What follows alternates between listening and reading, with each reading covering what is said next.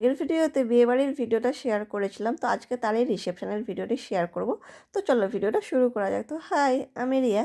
তো প্রথমে আমি এই লেহেঙ্গাটা পরবো বলে ঠিক করেছিলাম, কিন্তু এটা পরিনি লাস্ট মোমেন্টে।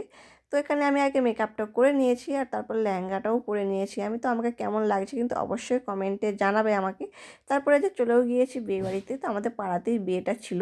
আর দেখো গেটটা কত সুন্দর সাজিয়েছে, ফুল দেওয়া লাইটটাও দিয়েছিল, দারুণ লাগছিল গেটটা। তো এখানে কিছু ফটো ভিডিও তুলে নিলাম আমি। তো এখানে ফটো তোলা হয়ে যাওয়ার পরে যেখানে বর বউ বসেছে তো সেখানে গিয়েছিলাম। তো সেখানে গিয়ে দেখলাম একটু ভিড় আছে, তো ফটো তুলছে ওদের। তো ওদের ফটো তোলা হয়ে যাওয়ার পরে আমিও একটু খালি হতে গেলাম ফটো তুলতে। তো ফটোগুলো তোমাদের সাথে শেয়ার করছি, তোমরা কিন্তু অবশ্যই জানাবে কমেন্টে কেমন লাগছে।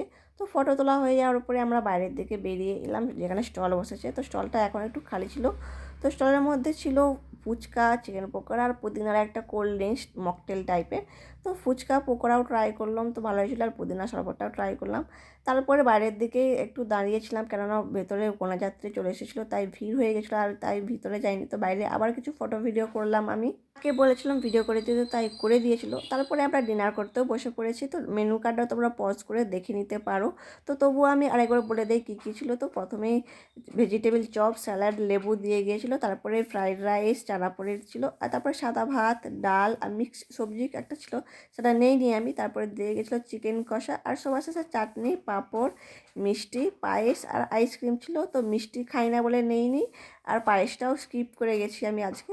তারপরে ভেতরে আরেকটু বড় যেখানে ছিল তো সেখানে গিয়েছিলাম। তো তারপরে ওদের সাথে দেখা করে চলে এসেছি বাইরে। আর এই ফোয়ারাটা তখন চলেনি, তাই তোমাদের কাছে শেয়ার করিনি প্রথমে আসার পরে। তারপরে যে বাড়ি চলে এসেছিলাম। তো আজকের মতো টাটা, দেখা হচ্ছে নেক্সট ব্লগে।